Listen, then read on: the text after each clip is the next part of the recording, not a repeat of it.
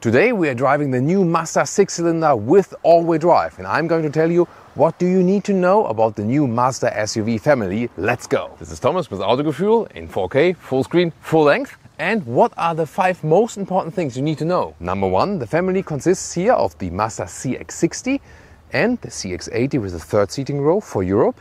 And in the North American market it's the CX-70 and the CX-90. Once again, the bigger version with the third seating row. And styling-wise here, you can get them either with a brighter chrome look in the front right here, or as an alternative, a more sporty, sinister look here with the black accentuations. Number 2, a different way for the engines. Yes, they also have a 2.5-liter 4-cylinder plug-in, but the main thing is here was this dual engine cover here. It's interesting, right? Look at that here.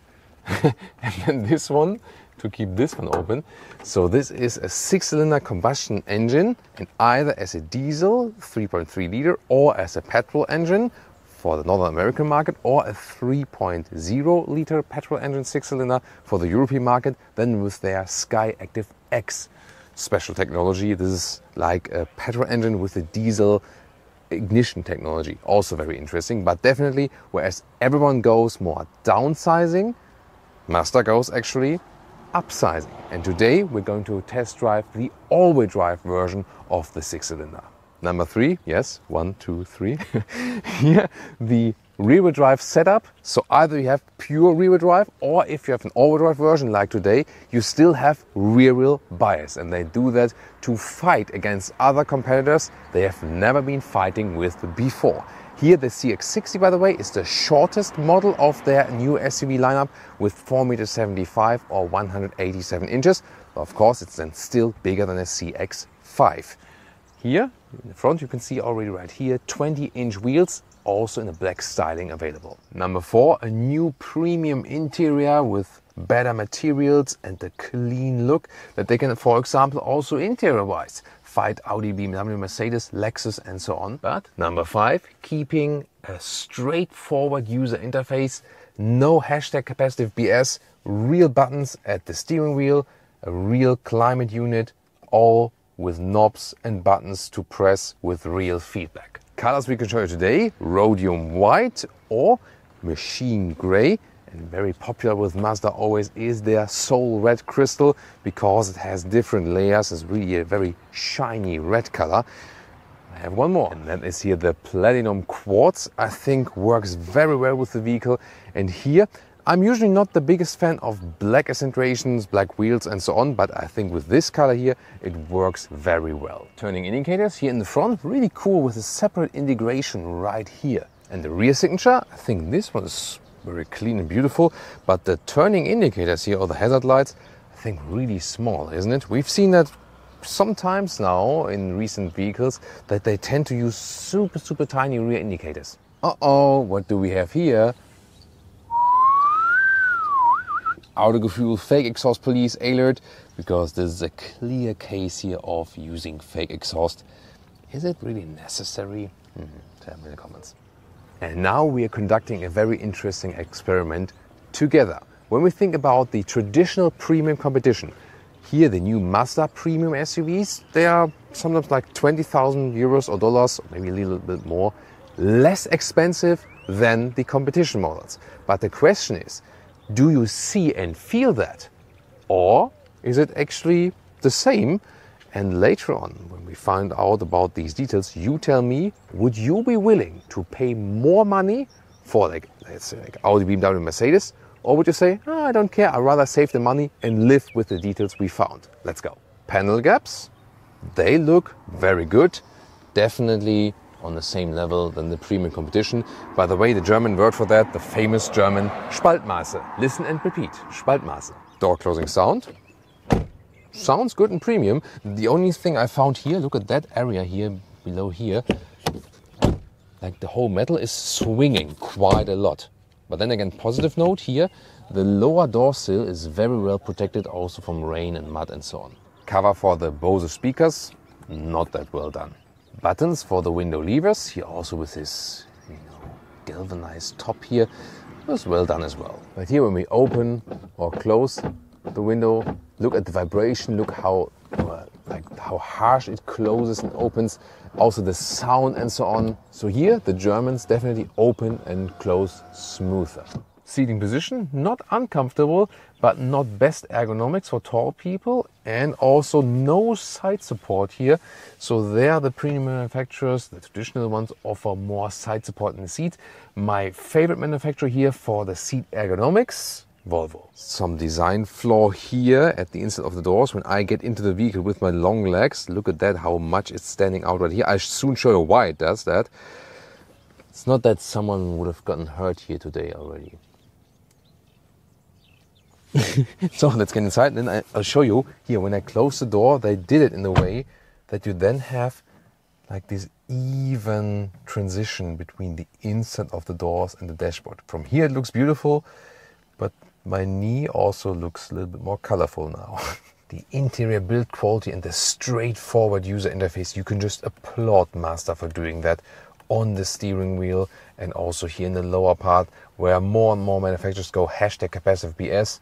They stay straightforward for the user interface, and it's also feeling really good as for the build quality. And also the digital instruments are nice and competitive. And the same accounts for the head-up display. I actually like the simple infotainment system. It's straightforward and fast. It's not over complex.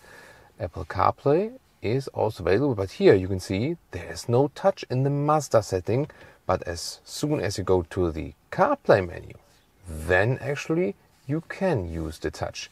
And there's now a trick to do that also while driving. So the Mazda setting here is always deactivated as for the touch. But when you also want to use CarPlay while driving and with touch, connectivity settings, Bluetooth connectivity settings, then your personal smartphone, and then down below touchscreen in motion for all devices. And then, yes, I'm distracted, then you can also use the CarPlay with the touch while driving. Same also accounts for the Android Auto. Automatic shifting lever, the 80s called and want their shifting lever back. Look at that. Cup holder cover here. Definitely a cool premium experience. And the middle armrest here opens really nice, and listen to the clicking sound.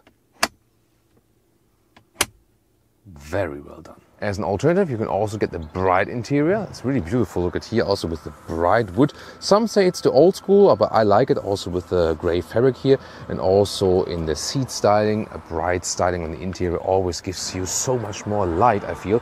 However, when you want to go without animal skin, you can get a black leatherette in the US versions or a black fabric all over the world. But here, this one only available in animal skin. The door handles at the rear doors, when you snatched them, they always made a very unpleasant sound. Here, just to show you, this is CX-3. Heard that? But here now, with the CX-60, they have it like, do you hear that? More low frequency, definitely sounds more premium. Well done. 90-degree opening for the rear doors, better than with the competition indeed. Easier to get child seats in and out. And here the rear legroom, well, at least for the CX-60 model, it's not that sufficient. So that's not the focus of this vehicle. That is worse than with the competition. It is, of course, then better with the bigger models of that family. Trunk or boot here, 570 liter. Definitely comparable. Here the width more than 1 meter or 40 inches and the length about 95 centimeters or 37 inches. I really like this integrated solution here for this cover because it moves down, rolls in, rolls out, and you don't have anything flying around right here. You have to unfold. And also here the folding of the rear bench. You have a split 1, 2, 3 basically, and they fold down like this. It's just that you can see here, when we have set the driver and the passenger seat for tall people, then it doesn't fit with folding flat. You have to move the seats forward then first. One thing I did notice on the negative side is the interior smell here in the all-new vehicle. It smells a little bit artificial and unpleasant. I hope that will go away then over time. So what do you think now? We found some things that were worse than the competition, something that was actually on the same level, and also a lot of things that are actually better and more likable. The question now is, if you pay like 20, 25,000 euros or dollar less for this one? Would you go for this one or with the traditional premium manufacturers? Welcome to Thomas's Driving Lounge with the Mazda CX-60. It also counts here for the 70, 80, 90, for this whole big SUV family, because they're all really similar. And now finally with the all-wheel drive version of this 6-cylinder, so we have a little bit more punch. We'll soon also show you an Autobahn acceleration. And from the handling, I don't feel any major difference. I'll soon also do some accelerating out. Here first some countryside routes. Then we have some steering action, and you see here a natural movement of the steering. You have quite some resistance indeed, and it really feels very natural. So steering feeling wise, you feel one with the vehicle. The only disadvantage is if you compare it to existing Mazda models, that here in this case it doesn't feel that sporty. For example, if you compare it to the smaller CX-5, but that's also not the intention of this vehicle here. It has rather this luxury focus. For the winding corners here, the seats don't give enough support, I feel. So you slide a little bit right and left. That should be better than overall. And this would also be something which is different to the German competitors. You know, we've been asking like, how can they keep up? There are certain details where they're not there yet, but they're like the perceived quality, look and feel, that's really awesome. But then in the driving agility, that's where the more expensive German competitor would be better indeed. But then of course it's always the question, is it worth to pay like 20,000 euros or $20,000 more to get that agile feeling? And some might say yes, some might say no. This is then a personal question, of course, if you can afford it or if you want to spend that money for that. It definitely gives you a good premium driving experience. Anything to deduct from that? Yeah, maybe also the smell while driving, especially when the car here is still new. It's not a very pleasant smell. I will compare that later on, maybe when I get a version with fabric seats, if that's maybe better. But that's something we did notice. Other than that, it is really more in the agile driving here that you don't have too much support from the seats. The suspension here is definitely better with the pure combustion engine than with the plug-in hybrid. The plug-in hybrid adds more weight, especially to the rear axle.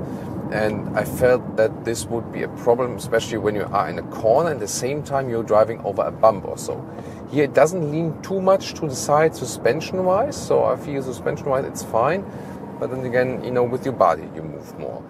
Indeed, when you precisely compare suspension and also the automatic gearbox, there's also still a gap to a German premium car, for example. But it's not that you would say like, it's super bad or something, not at all. The automatic transmission here, it's an all-new one developed by Mazda. That one, because you have asked me about specifics for that, so it does not work with a torque converter. But it's also not a dual clutch transmission. It's basically something in between. With a wet clutch, yes, but not working as a converter. Yeah, it's a very interesting concept. And generally it works quite well. Let me show you here some acceleration and just feel how it shifts.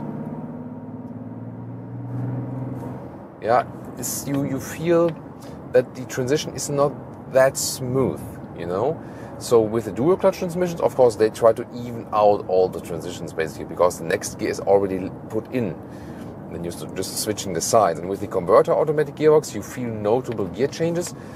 But usually when you think about like a 8-speed ZF automatic transmission or something, that is also a notable process, but it just gives you some kind of satisfaction. Here, this here, for example, what we just experienced, I was slowing down, and then inside the corner there was some kind of this like stuttering effect from the automatic transmission. Again, it's not too bad, but you don't feel there would be like perfection from the automatic gearbox. If you compare it to older Mazda automatic gearbox, the advantage is here that it's way more efficient. So in past models, when you bought a Mazda, you had perfect manual transmissions. They were so great always. They still are. When you went for automatic transmission, that meant that you have higher consumption, therefore higher consumption. Here now they found a more efficient automatic gearbox. That was also one of the main concerns or main goals. Here also in the roundabout, doesn't feel that sporty, but it's still fine, you know. As long as the steering is fine, that also adds to the whole car feeling. Definitely car feeling, of course. Autogefühl, the direct translation. Listen and repeat, Autogefühl. So yeah, always some German lessons here in our driving parts overall. So agile driving, yeah, somewhat okay, not too bad, not too good. Lacking something in, to the CX-5 in agile driving and also to the Germans. But still, you have a pleasant driving experience anyway, and of course a premium feeling when looking at the stuff and also using that whole user interface.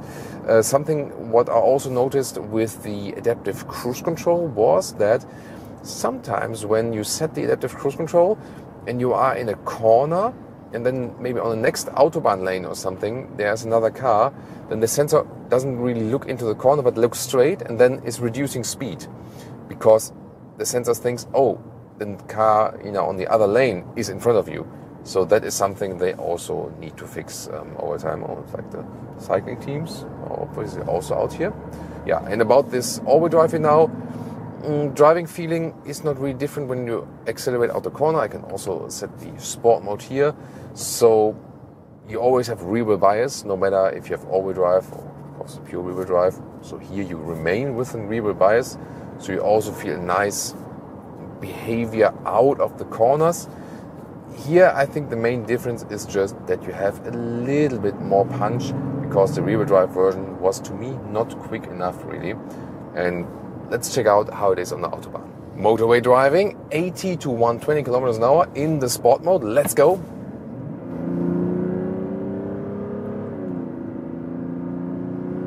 Plop, that's it. Was also slightly uphill.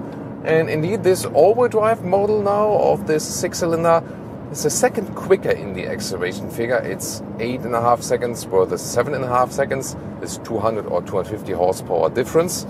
Here then with the 3.3 liter 6-cylinder diesel all-wheel drive, 250 horsepower. So a little bit quicker. It doesn't feel like it would be a completely different vehicle, but you just get a little bit more punch. And I think the all-wheel drive is not that crucial. It's more about that the power is crucial, because when you buy like a large premium SUV, 8.5 seconds is, I think, just not quick enough, Yeah, with some recent cars, they're going so quick, it's not really necessary. But here, 8.5 seconds for such a vehicle, when you also have some load in, or for example, like this, I think it should be a little bit quicker. So the all-wheel drive version, and here with a little bit more horsepower, is to me then the better version, because it just gives you a little bit more punch, what you would expect from such a vehicle, and also in this price category.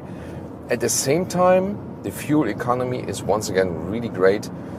This time because, here at the moment with the motorway focus, even better, here at around 5 liters on 100 kilometers, 47 mpg US, 56 mpg UK. And when you have some more city traffic inside, then it's more like 6 liters, what we also had last time. That's then like around 8 mpg less than at this moment, but overall a good result. So it does make sense as a long-term vehicle, and that's also really focused here also with the seats, for example. So as long as you keep it very smooth and steady, it's actually fine. These seats hardly have any side support. And here on the motorway, that's not a problem at all. But when you have winding corners, that is a problem indeed. But here it's actually fine. I wouldn't say it's more comfortable than the CX-5. That was to me a little bit disappointing, because bigger vehicles should be more comfortable, I think. But I think the CX-5 also does a good job right there. Noise insulation wise, here at 120 kilometers an hour is totally fine. So very low wind noise and so on. You can relax. Long term is actually no problem. And also with the engine here, you do hear these so-called Dieselnageln. Listen and repeat, Dieselnageln. That's the German word for, like the literal translation would be diesel nailing. And we call that in German Nageln because it's like this, like when needles go in, it sounds like, do you hear that? It's like this. You maybe know when you have driven the diesel once, this typical diesel sound, and it's just not that satisfying as a 6-cylinder petrol sound. So in that respect, the 6-cylinder petrol will be better. We will of course deliver a review to you with that one as soon as it's available here also in Europe. There will be a difference that you have this 3.0 Skyactiv X in Europe, where you have the 3.3-liter petrol engine without this Skyactiv X technology in the North American market, but both will be 6-cylinder. So motorway experience here really good, and also good fuel economy. Also when you use the steering here on the motorway, that's totally fine. You need more force, and I think that's good, because nowadays a lot of vehicles have, so to speak, dead steering wheels. You don't have a feeling at all, and here you do have a feeling of what's happening on the road. Assistance systems, you can set it here easily on the right side with the thumb. Straightforward user interface, I like it. It's so easy to control everything while driving. Zooming in and out on the... What's going on here? Zooming in and out on the map. This guy's... not sure what's going on here. So here, zooming in and out on the map is easy. Volume control, everything here. Volume control also on left side on the steering wheel. So easy to control it while driving, I like it. And also the drive mode selector is quite easy to reach there. In the sport mode, there's the RPMs go a little bit higher. That's it basically. Let's see if there's any steering change. Yeah. You have a little bit more resistance in the sport mode indeed with the steering wheel. So yeah, that's actually also a quite nice feature. And now tune in to more CX-60 content, and soon coming up, the question, is it really a Japanese BMW? We will do a head-to-head comparison test, Mazda CX-60 with or against the BMW X3. Stay subscribed and also hit the notification bell. All-wheel drive, and I'm telling you, I'm going to tell you. But the question is, here the Mazda CX-60 or also the CX-6, you pay like 20,000 euros, maybe even a little bit more or less. Number 4, going to the premium segment with this all-new... Was war das denn?